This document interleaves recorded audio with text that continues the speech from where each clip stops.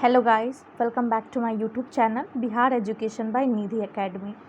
तो आज की इस वीडियो में हम लोग हिस्ट्री का ही चैप्टर पढ़ने वाले हैं, सेकंड लेसन।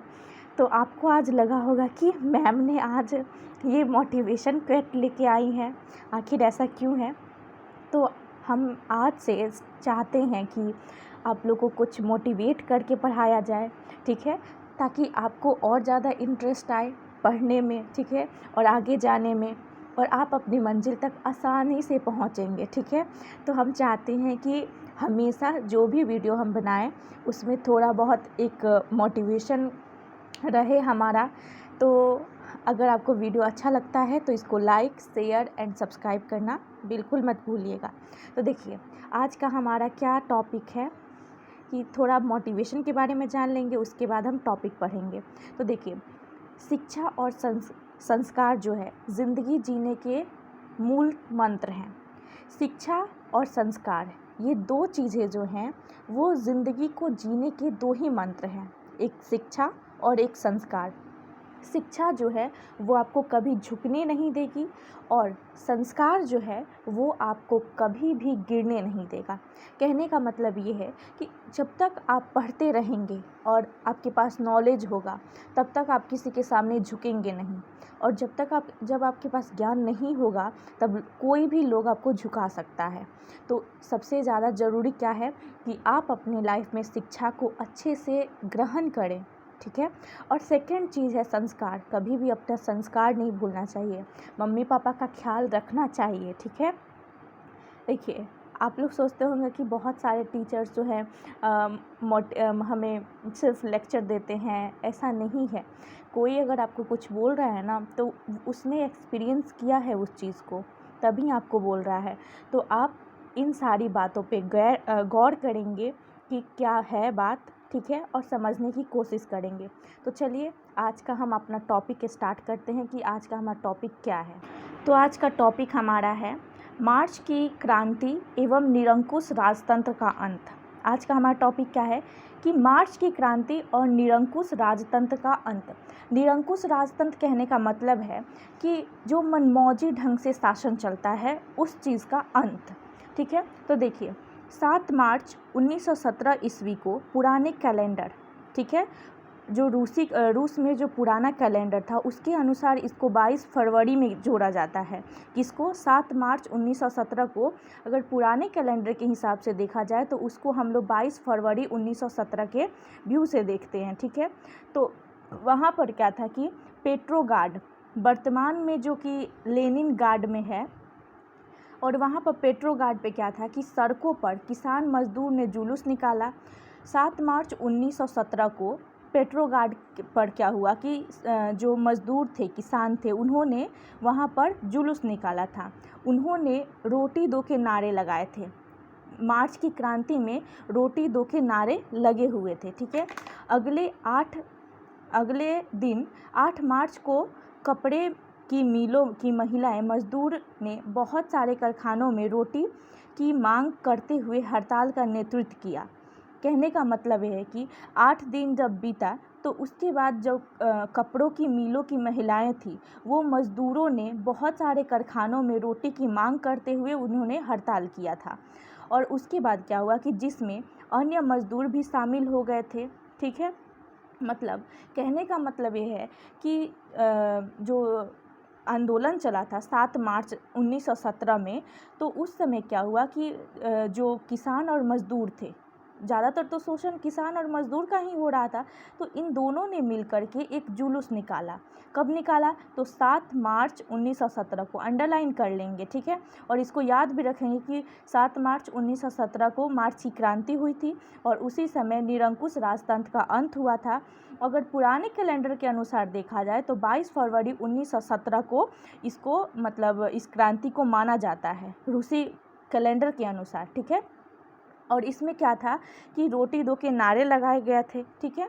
और इसमें बहुत सारे महिलाओं लोग ने भी बाद में क्या लिया, भाग लिया था। उसके बाद देखिए कि जुलूस में लाल झंडे की भरमार थी। लाल झंडा लेकर के लोगों ने हड़ताल किया था, ठीक है। जब सेना की एक टुकड़ी से भीड़ पर गोली चलाने को कहा गया तो उसने भी विद्रोह कर दिया। देखिए, जब जो राजा थे उन्होंने क्या किया कि जब किसान और मज़दूर मिल कर के अपना मतलब आंदोलन कर रहे थे, जुलूस निकाले हुए थे, तब राजा का जो सैनिक था उनसे कहा गया, राजा ने कहा कि तुम जा कर के उनसे विद्रोह करो। लेकिन उल्टा क्या हुआ कि सैनिक लोगों ने क्या किया कि उल्टा ये लोग विद्रोह करने लगे राजा के विरोध में, ठीक है। अंततः उससे हथियार छीनने पड़े। यानी कहने का मतलब ये है कि जब राजा के खिलाफ लोग लड़ने लगे तो उसने क्या किया कि जो सैनिक थे उससे हथियार ही छीन लिए। जार की सबसे विश्वस्त टुकड़ी थी वो प्रोबेल्सेंस की, जो कि प्रोब्राइसेकिक जो रेजिमेंट थी उसने भी विद्रोह कर दिया था। उसके बाद सैनिकों का विद्रोह जो है बढ़ता गया और फलतः विवश होकर के 12 मार्च 1917 को जार ने गद्दी को त्याग दिया, ठीक है। और उसके बाद क्या हुआ कि यह जो घटना जो है फरवरी की रूसी क्रांति थी और इसी को फरवरी की रूसी क्रांति के नाम से जाना गया। और उसके बाद क्या हुआ कि पुराने रूसी कैलेंडर के अनुसार 27 फरवरी 1917 को यह घटना घटी थी। अगर पुराने कैलेंडर के अनुसार देखा जाए तो यह घटना कब घटी थी, तो 27 फरवरी 1917 को। और इस तरह रूस पर से क्या हुआ कि रोमनो वंश का जो रोमनो वंश वहाँ पे बैठे थे, उनका निरंकुश राजशाही का अंत हो गया। अब सर्वप्रथम लोबावा के नेतृत्व में 5 मार्च को एक बुर्जुआ सरकार का गठन हुआ, परंतु रूसी लोगों ने जिस स्वतंत्रता की आकांक्षा की थी वह महज राजनीतिक स्वतंत्रता नहीं थी, वरना आर्थिक एवं सामाजिक स्वतंत्रता भी नहीं थी। देखिए, वहाँ के लोग रूस के लोग जो थे वो तो सोचते थे कि वहाँ पर लोकतंत्र का स्थापना हो जाएगा। लेकिन क्या हुआ कि जब लोबाव के नेतृत्व में जब 15 मार्च को जब गठन किया गया एक बुर्जुआ सरकार का, तो उसने आर्थिक और सामाजिक स्वतंत्रता उतने अच्छे से नहीं थी। कहने का मतलब है कि पहले जैसा ही था, लेकिन उसमें कुछ बदलाव हुआ था, ज़्यादा नहीं। लेकिन लोग तो चाहते थे कि पूरे अच्छे से वहाँ पर सब कुछ अच्छा हो जाए, स्वतंत्र हो जाए लोग वहाँ पर, लेकिन ऐसा नहीं हुआ।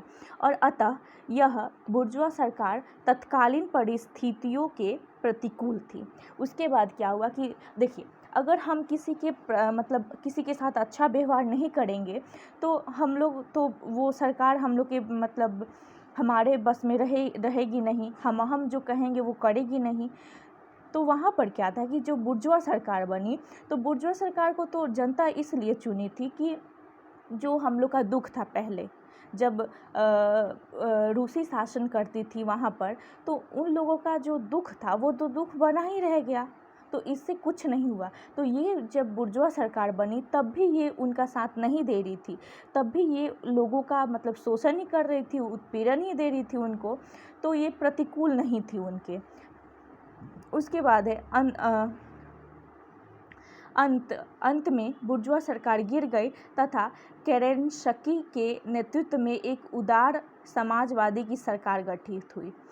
जब इनका नेतृत्व हटा, ठीक है, तब कौन सरकार आई, तो कौन सी सरकार है, एक उदारवादी समाजवादी की उदार जो लोग होते हैं तो उनकी समाजवादी सरकार का गठन हुआ। और इस सरकार का मुख्य उद्देश्य था कि जनतांत्रिक एवं वैधानिक सरकार की स्थापना करना, मित्र राष्ट्रों के सहयोग से युद्ध चलाना और व्यक्ति की जो संपत्ति है उसकी रक्षा करना था, और संविधान सभा द्वारा भूमि की समस्या सुलझाना एवं रूस की समस्त संस्थाओं में वैधानिक उपायों द्वारा परिवर्तन लाना तथा उसके बाद है किंतु बोल्शेविक ने इस सरकार को नहीं स्वीकारा।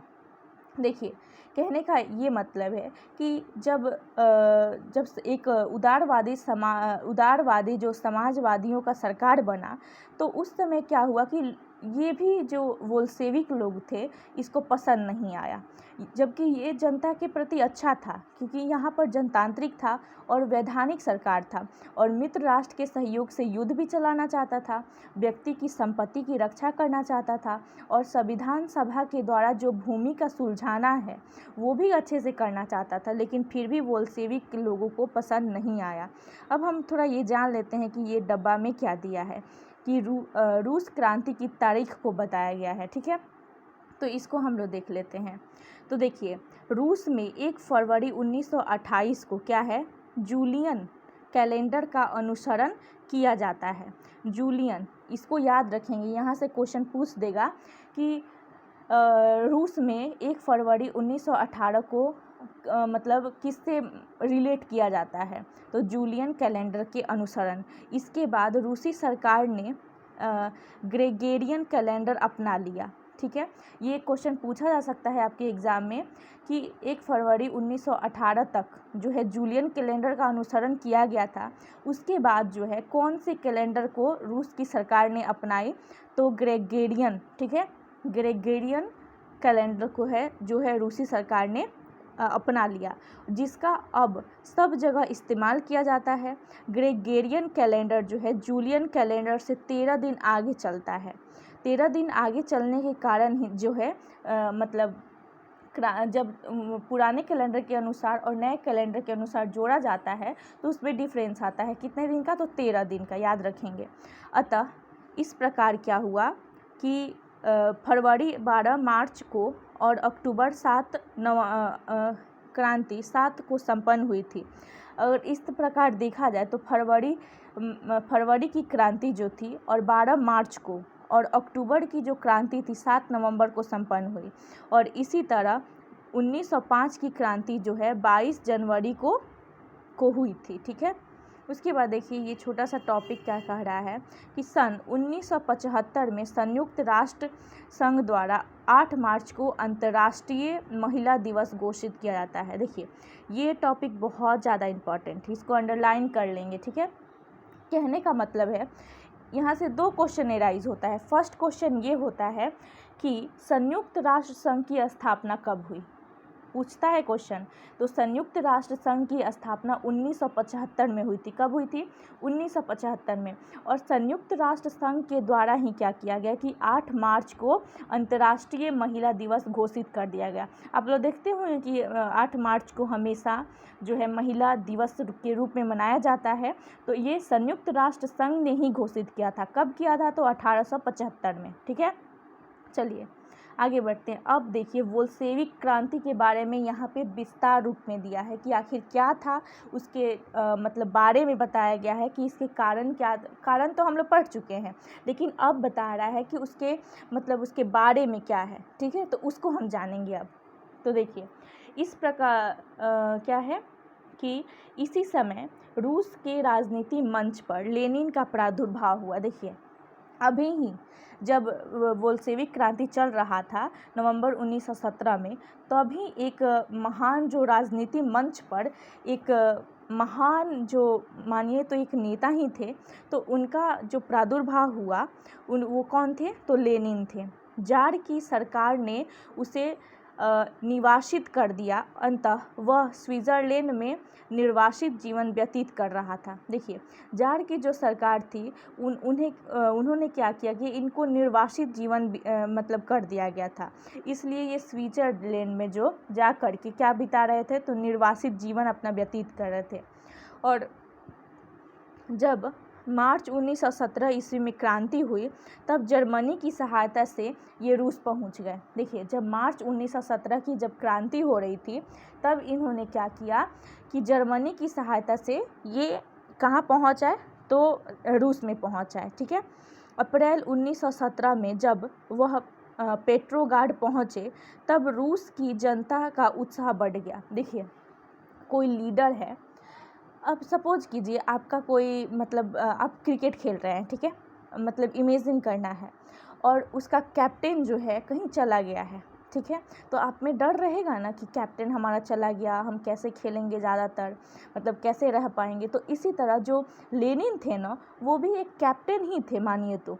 लेकिन कैप्टन जब चले गए थे, इनको जो जर्मनी की सरकार थी उनको निर्वासित कर दी थी, तो ये चले गए थे स्विट्ज़रलैंड में। और जब वहाँ से वापस आए रूस में, तब लोग जब इनको देखे पेट्रोगार्ड में, तो उनके अंदर एक अलग ही उत्साह हो गया, ठीक है। या फिर इससे रिलेट करते हैं कि जैसे आप मम्मी पापा से दूर रहते हैं, कहीं और पढ़ाई करते हैं, तो आप में ये होता है ना कि मम्मी पापा कैसे होंगे, दूर हैं उनसे। तो इसी प्रकार क्या है कि जब मम्मी पापा उसके बाद हमारे पास आ जाते हैं, तो लगता है कि वाह कितना अच्छा है। तो इसी तरह ये भी था कि जब लेनिन जब उनके पास पहुँचे, जनता के पास, तो मतलब जनता का उत्साह ही अलग था, ठीक है। अब दूसरा कुछ रिलेट नहीं करेंगे आप लोग, चलिए पढ़िए अच्छे से। तो अगर आपको वीडियो अच्छा लग रहा होगा तो इसको लाइक, शेयर एंड सब्सक्राइब भी ज़रूर करते रहिएगा, क्योंकि हमें भी मोटिवेशन तो मिले और हम आपके लिए और अच्छा करें, ठीक है। चलिए, लेनिन ने घोषित किया कि रूसी क्रांति पूरी नहीं हुई है। लेनिन ने घोषित कर दिया कि रूस की क्रांति जो है वो पूरी नहीं हुई है। उसने क्या किया, अतः एक दूसरी क्रांति जो है अनिवार्य है, ठीक है। उसे बोल्शेविक दल का कार्यक्रम स्पष्ट किया गया, जो अप्रैल थीसिस के नाम से प्रसिद्ध हुआ। देखिए, ये क्वेश्चन पूछा जाता है एग्जाम में, इसको अंडरलाइन कर लीजिए अप्रैल थीसिस के बारे में, ठीक है। इसको अप्रैल थीसिस किसने लिखा था, ठीक है। तो ये अप्रैल थीसिस जो सिद्धांत है, इसको लेनिन ने दिया था, ठीक है। इसको याद रखें। लेनिन ने 3 नारे दिए, कौन कौन, एक भूमि, शांति और रोटी। और ये भी पूछा जाता है कि लेनिन के 3 नारे कौन कौन हैं, लेनिन के 3 नारे कौन कौन हैं। तो कौन है, एक भूमि, दूसरा शांति और तीसरा रोटी। लेनिन ने बल प्रयोग द्वारा करेंसी सरकार को उलट देने का निश्चय किया। सेना और जनता दोनों ने उसका साथ दिया और 7 नवंबर 1917, पुराने कैलेंडर के अनुसार देखा जाए तो 25 अक्टूबर 1917 को बोल्शेविकों ने पेट्रोगार्ड के रेलवे स्टेशन, बैंक, डाक, टेलीफोन केंद्र, कचहरी तथा अन्य सरकारी भवनों पर अधिकार कर लिया, ठीक है। देखिए, अगर आपसे पूछे कि 25 अक्टूबर 1917 की क्रांति का जिक्र कीजिए, ये एग्ज़ाम में पूछा जाता है, एक खूनी रविवार। और अगर खूनी रविवार नहीं पूछा तो आपसे ये दूसरा पूछ सकता है कि 25 अक्टूबर की क्रांति के बारे में बताइए, ठीक है।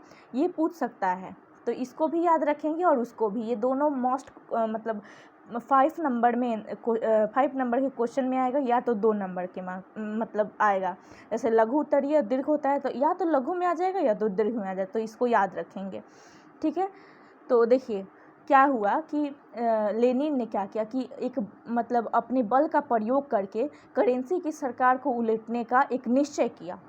और उसने क्या किया कि सेना और जनता दोनों की सहायता से, यहाँ से आप इसका आंसर लिख सकते हैं, यहाँ से लेनिन ने बल का प्रयोग किया, ठीक है। लेनिन ने बल का प्रयोग करके, अगर आपसे 25 अक्टूबर की क्रांति के बारे में पूछे तो आप यहाँ से बोल सकते हैं कि लेनिन ने बल का प्रयोग द्वारा करेंसी सरकार को उलटने का निश्चय किया और सेना और जनता की जो उसका साथ दिया। और उसके बाद 7 नवंबर 1917 को बोल्शेविकों ने पेट्रोगार्ड के रेलवे स्टेशन और बैंक, डाकघर पर मतलब अपना अधिकार जमा लिया। उसके बाद करेंसी रूस जो सरकार थी, करेंसी रूस छोड़ कर के भाग गया। उसने क्या किया कि रूस को छोड़ करके वो दूसरी जगह भाग गया, ठीक है। और इस प्रकार रूस की महान बोल्शेविक क्रांति, जिसे अक्टूबर की क्रांति कहते हैं, देखिए ये पूछता है अक्टूबर की क्रांति, ठीक है, याद रखेंगे, संपन्न हो गया, ठीक है। अब इस शासन की बागडोर जो है बोल्शेविक के हाथ में आ गई, और जिसका जो अध्यक्ष जो है लेनिन को बनाया गया तथा ट्रॉट्स्की जो थे सरकार का विदेशी मंत्री बने और विश्व में पहली बार सत्ता को सर्वहारा के हाथ में आया। पहली बार ऐसा हुआ था कि जो सर्वहारा वर्ग था उनके हाथ में ये सरकार आया था, ठीक है। तो इसको याद रखेंगे आप लोग कि 25 अक्टूबर की क्रांति, खूनी रविवार, ठीक है। और राष्ट्रसंघ की स्थापना कब हुई बताइए, संयुक्त राष्ट्र की संघ की स्थापना कब हुई, तो 1975 में। और 8 मार्च को क्या मनाया जाता है? तो अंतर्राष्ट्रीय महिला दिवस। ठीक है, पूछेगा आपसे। देखिए, हम रिपीट इसलिए करते हैं ताकि आपको याद रहे, और ये नहीं कि आप लोग इसको भूल जाएं, याद रखेंगे। ठीक है, तो देखिए अब क्या है हमारा कि सत्ता पर कब्जा करने के पश्चात लेनिन और बोल्शेविक दल का उत्तरदायी और भी बढ़ गया। सत्ता में आने के बाद लेनिन समक्ष कई जटिल समस्याएं, परंतु उसने बहुत हद तक इन समस्याओं का निराकरण करने की कोशिश की, और सर्वप्रथम उसने जर्मनी के साथ ब्रेस्टिलेव्स्क की संधि की, और इस संधि में सोवियत संघ रूस जो थी वो लगभग 1/4 भूमि जो है गंवा दी, परंतु लेनिन प्रथम विश्व युद्ध से बाहर हो गया और तथा उसने अब आंतरिक समस्याओं पर ध्यान केंद्रित किया, और इसी समय रूस में गृह युद्ध की जो समस्या थी वो उत्पन्न हो गई, और जिसने अमेरिका, जापान, ब्रिटेन और फ्रांस ने हस्तक्षेप करते हुए सोवियत रूस पर आक्रमण कर दिया। और उसके बाद है, परंतु लेनिन ने साहसपूर्वक इन विरोधियों का सामना किया, और ट्रॉट्स्की के नेतृत्व में एक विशाल लाल सेना का गठन हुआ। देखिए, ये भी मेन टॉपिक है। ठीक है, इसको याद रखें कि लाल सेना का गठन किसने किया, पूछ देता है एग्जाम में, तो ट्रॉट्स्की ने। ठीक है, लाल सेना ने सफलतापूर्वक विदेशी हमले का सामना किया। दूसरी तरफ आंतरिक विद्रोह को दबाने के लिए चेका नामक एक गुप्त पुलिस संगठन था। ये भी पूछता है कि चेका क्या था, तो एक गुप्त जो है पुलिस संगठन था। आप इसको अंडरलाइन कर लीजिए, इसको और इसको। ठीक है, यह अचानक छापामार करके विद्रोहियों को गिरफ्तार कर लेती थी, और इस तरह लेनिन आंतरिक विद्रोह को दबाने में सफल रहा था। ठीक है, लेनिन ने क्या किया कि एक शक्तिशाली केंद्रीय सत्ता की स्थापना की। 1918 में विश्व का पहला समाजवादी शासक स्थापित करने वाला देश नया संविधान बनाया गया, और उसके बाद है इसके द्वारा रूस का जो नया सोवियत समाज गणराज्यों का समूह USSR के रूप में परिवर्तित किया गया, और लेनिन ने एक नए राज्य के प्रतिनिधि सरकार की व्यवस्था की। राजनीतिक संगठन के सबसे निचले स्तर पर सोवियत नामक स्थानीय समितियां बनाई गई। सभी सोवियत के सदस्यों को मिला करके एक राष्ट्रीय कांग्रेस का स्थापना किया गया, और जिसकी जो कार्यकारिणी थी शक्ति एक केंद्रीय समिति को सौंप दिया गया। उसके बाद है कि लेनिन इस समिति के अध्यक्ष बनाए गए। मंत्रिमंडल के सदस्यों का चुनाव इसी समिति के द्वारा होना निश्चित हुआ। लेनिन के नए संविधान के द्वारा 18 वर्ष से अधिक उम्र वाले वैसे नागरिक जो मताधिकार प्रदान किया जो उत्पादन श्रम द्वारा अपनी जीविका चलाते थे। देखिए, लेनिन ने क्या किया कि जो 18 साल से ज़्यादा उम्र के हैं उनको वोट देने का अधिकार दे दिया कि वो वोट दे सकते हैं। ठीक है, और इस तरह काम करने के जो अधिकार थे संवैधानिक अधिकार बना दिया गया, और उत्पादन के साधन पर जो है निजी स्वामित्व को समाप्त कर दिया गया। उद्योग पर मजदूरों का नियंत्रण स्थापित हुआ। बैंक, बड़े बड़े उद्योग जो थे, जल, परिवहन एवं रेलवे का राष्ट्रीयकरण किया गया।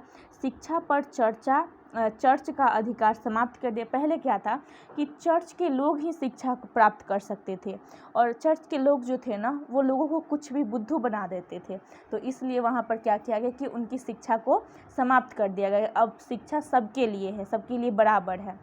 उसके बाद क्या किया गया कि इसी तरह लेनिन ने नियमों में परिवर्तन करने के साथ ही बोल्शेविक दल का नाम बदल के साम्यवादी दल कर दिया, और लाल रंग के झंडे पर हंसुए और हथौड़े को सुशोभित कर दिया गया। ठीक है, और सुशोभित करके राष्ट्रीय झंडा तैयार कर दिया गया। देखिए, आपसे क्वेश्चन पूछ सकता है यहाँ से, इसको अंडरलाइन कर लेंगे। ठीक है, कि लाल रंग के झंडे पर क्या चीज़ का निशान बना था, हंसुआ और हथौड़ी का, ठीक है, जिसको मतलब अच्छे से सजा करके उसको झंडा बना दिया गया, ठीक है। उसके बाद देखिए, अब लेनिन के समक्ष एक नया समस्या जो है भूमि पुनर्वितरण की थी। एक नया समस्या उनके सामने और आ गया कि भूमि का जो पुनर्वितरण है वो कैसे किया जाए, ठीक है। तो उसने एक आदेश जारी किया जिसके तहत भूस्वामियों की भूमि किसानों के बीच पुनर्वितरित किया गया। हालांकि किसानों ने भूमि पर पहले से ही कब्जा जमा रखा था और इस आदेश द्वारा लेनिन ने उसे सिर्फ वैधता प्रदान की थी। लेनिन ने इस कदम की आलोचना हुई, लेनिन की जो इस कदम थी इसको आलोचना कर मतलब लोग जो थे इसका आलोचना करने लगे और लेनिन ने इस कदम की आलोचना हुई क्योंकि समाजवादी जो अर्थव्यवस्था थी, भूमि पर राज्य का नियंत्रण होता है, लेकिन लेनिन ने यह जवाब दिया कि किसान बहुमत में थे जबकि बोल्शेविक दल जो है अल्पमत में था, ठीक है। उत्पादन की जो समस्या है उसको निपटाने के लिए लेनिन ने युद्धरत साम्यवाद को लागू किया। लेनिन ने इस तरह फैक्ट्री के तकनीकविदों पर नियंत्रण स्थापित किया और मजदूरों की सहायता से फैक्ट्री के उत्पादन पर भी नियंत्रण किया। और उसके बाद है इसी तरह किसानों पर नियंत्रण भी लगाया गया एवं किसानों से बलपूर्वक अनाज वसूली किया गया और फैक्ट्री में श्रमिकों की हड़ताल पर कड़ाई से प्रतिबंध भी लगाए गए। परंतु युद्धरत साम्यवाद के विरोध में रूस से भयंकर प्रतिक्रियावादी हुए। जबरदस्ती वसूली के भय से किसानों ने अपना अनाज जलाना शुरू कर दिया। उसके बाद हुआ 1920 से 21 में उत्पादन जो है वो काफ़ी स्तर नीचे गिर गया। देखिए, लेनिन की सरकार ने एक गलती की, क्या की, तो उसने मतलब जो भूमि थी वो चाहता था कि वो राज्य के पास रहे और जो किसान लोग थे वो चाहते थे कि हमारा है तो हमारे पास ही रहेगा, लेकिन इसने उसको राज्य के अंदर रख लिया था और जो था भूमि से वो बहुत ज़्यादा मतलब कर लेने लगा था, तो अनाज भी लेता था और कर भी लेता था। तो लोग इससे क्या किए कि अपने अनाज को जलाना शुरू कर दिए। जब जला दिए अनाज वगैरह तो इससे क्या होगा कि उत्पादन जो है बहुत नीचे चला गया और करोड़ों लोगों के जो लोग थे सामने उनका जीवन जो है मरण का प्रश्न खड़ा हो गया। कहने का मतलब है करोड़ लोग जो थे उनके सामने जो है जीवन जो है वो मतलब मरण के प्रश्न पर आ खड़े हुए थे, ठीक है। उसके बाद है कि कहीं कहीं तो भूखमरी की स्थिति भी पैदा हो गई। राजकीय और विदेशी सहायता के बावजूद जो है काफ़ी लोग भूख से मरने लगे और प्यास से मरने लगे। क्रांति विरोधी नारे भी सुनने पड़े थे और अंत में क्या हुआ कि अतः लेनिन ने अपनी नीति में संशोधन किया जिसका परिणाम था नई आर्थिक नीति। देखिए, यही नई आर्थिक नीति का उत्पन्न क्या हुआ कि उसने जब ज़बरदस्ती ये सब चीज़ करने लगे तो लोग अपना अनाज जला दिए और अनाज जलाने के बाद क्या हुआ कि काफ़ी स्तर नीचे गिर गया उत्पादन का, तो इससे लोग जो है काफ़ी मर रहे थे भूख के मारे, प्यास के मारे। तो उसके बाद लेनिन ने क्या किया कि अपनी नीति में बदलाव लाया, संशोधन किया। संशोधन का मतलब होता है कि कुछ चेंजिंग करना, ठीक है। अपनी नीति है कोई तो उसमें चेंजिंग थोड़ा लाना, ठीक है। तो उसने क्या किया कि नई आर्थिक नीति बनाई। यहाँ है, देखिए, इसको हम थोड़ा सा पढ़ लेते हैं, ठीक है। नहीं ज़्यादा है, देखते हैं, बहुत ज़्यादा होगा तो रहने देते हैं, अगली वीडियो में हम लोग इसको पढ़ लेंगे, ठीक है। क्योंकि ज़्यादा वीडियो लंबा हो जाएगा तो आप लोग को भी तो ज़्यादा पढ़ना नहीं है। देखिए, डेली पढ़ना है, लेकिन मतलब कम ही पढ़िए, लेकिन डेली पढ़िए, रेगुलर रहना है। तो ये बताइए आपको वीडियो कैसा लगा, और लगा होगा अच्छा तो इसको लाइक, शेयर एंड सब्सक्राइब ज़रूर कीजिएगा। तो लास्ट तक बने रहने के लिए दिल से धन्यवाद, और इसको ज़रूर लाइक, शेयर एंड सब्सक्राइब करना बिल्कुल मत भूलिएगा। Thank you so much.